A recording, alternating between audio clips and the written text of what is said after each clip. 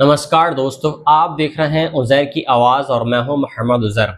अगर आप दुनिया भर की बड़ी खबरों, अंतर्राष्ट्रीय कार्यक्रमों और वैश्विक राजनीति से जुड़ी हर महत्वपूर्ण जानकारी पाना चाहते हैं, तो चैनल को आप सब्सक्राइब ज़रूर करें।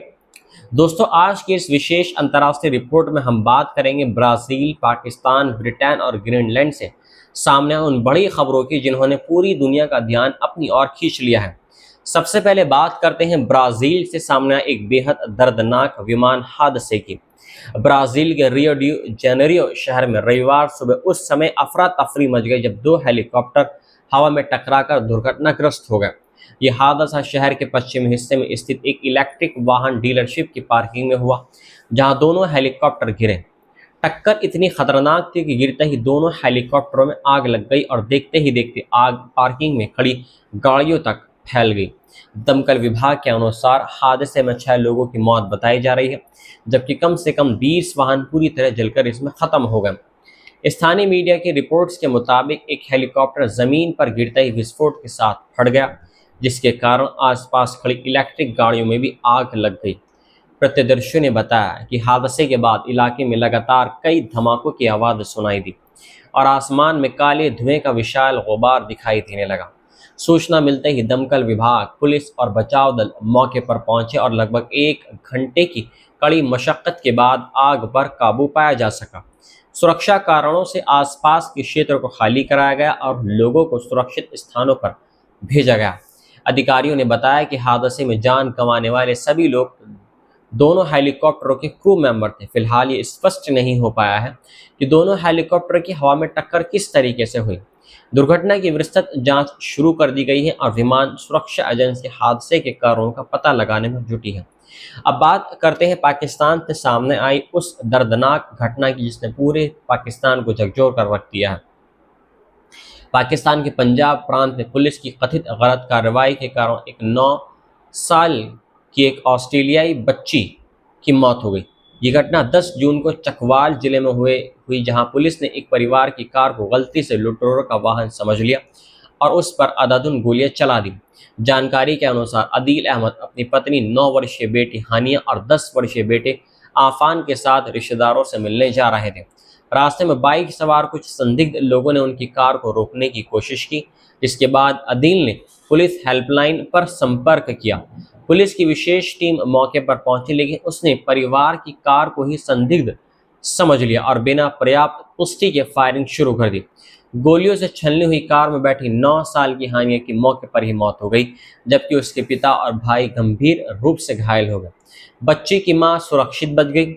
इस घटना के बाद पूरे पाकिस्तान में पुलिस की कार्यप्रणाली को लेकर सवाल उठने लगे हैं। अधिकारियों ने मामले में फायरिंग करने वाले एक पुलिस अधिकारी को हत्या के आरोप में गिरफ्तार कर लिया है और अन्य पुलिसकर्मियों की भूमिका की भी जांच की जा रही है। अब चलते हैं ब्रिटेन की राजधानी लंदन, जहां भारतीय मूल के एक युवक की हत्या ने भारतीय समुदाय को गहरे सदमे में डाल दिया।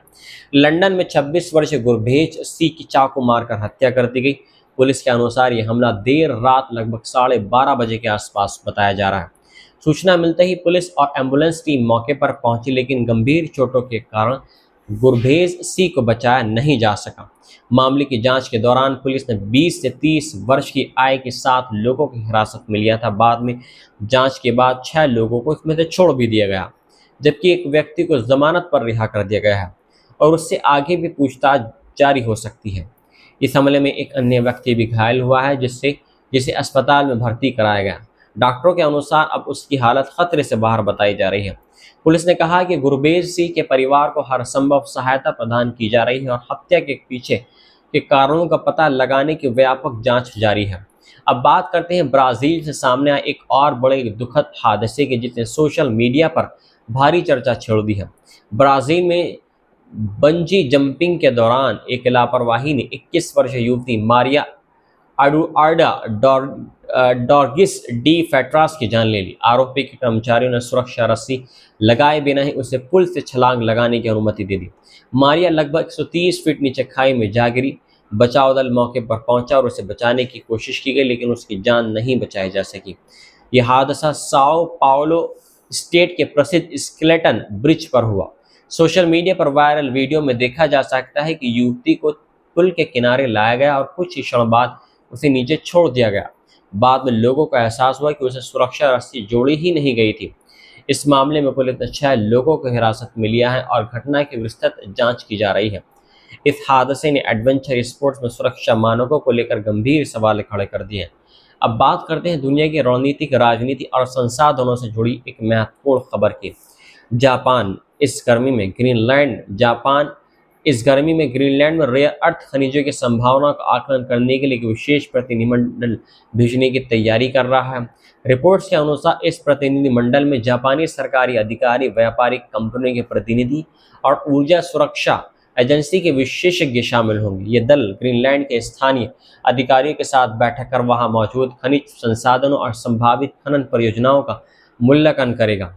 रेयर अर्थ खनिज आज की आधुनिक तकनीकी दुनिया के लिए अत्यंत महत्वपूर्ण माने जा रहे हैं। इलेक्ट्रिक वाहनों, पवन ऊर्जा उपकरणों, सेमीकंडक्टर उद्योग, स्मार्टफोन, रक्षा उपकरणों और आधुनिक सैन्य प्रणालियों में इन खनिजों का व्यापक उपयोग हो रहा है। दुनिया भर में इन संसाधनों की मांग तेजी से बढ़ रही है और इसी कारण विभिन्न देश नए सोर्सेज की तलाश में जुटे हुए हैं। ग्रीनलैंड लंबे समय से अपने संभावित खनिज संपदा और रणनीतिक भौगोलिक स्थिति के कारण वैश्विक शक्तियों की रुचि का केंद्र बना हुआ है। आर्कटिक क्षेत्र में स्थित विशाल द्वीप आने वाले वर्षों में वैश्विक आर्थिक और भू राजनीतिक प्रतिस्पर्धा का महत्वपूर्ण केंद्र बन सकता है।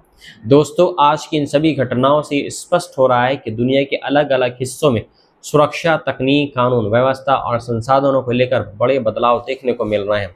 कहीं विमान दुर्घटनाएं लोगों की जानें ले रही हैं, कहीं पुलिस की गलती मासूम बच्चों की जिंदगी छीन रही है, कहीं हिंसक अपराध समुदायों को झकझोर रहे हैं और कहीं भविष्य के तकनीकी दौड़ के लिए महत्वपूर्ण खनिज संसाधनों पर वैश्विक प्रतिस्पर्धा तेज हो रही है। आने वाले दिनों में इन सभी मामलों की जांच और आगे के घटनाक्रम पर पूरी दुनिया की नज़र बनी रहेगी। फिलहाल के लिए इतना ही। अगर आपको ये रिपोर्ट पसंद आई तो आप उसको लाइक करें, शेयर करें, सब्सक्राइब करें। मिलता हूँ मैं आपसे एक नई रिपोर्ट के साथ में। जय हिंद।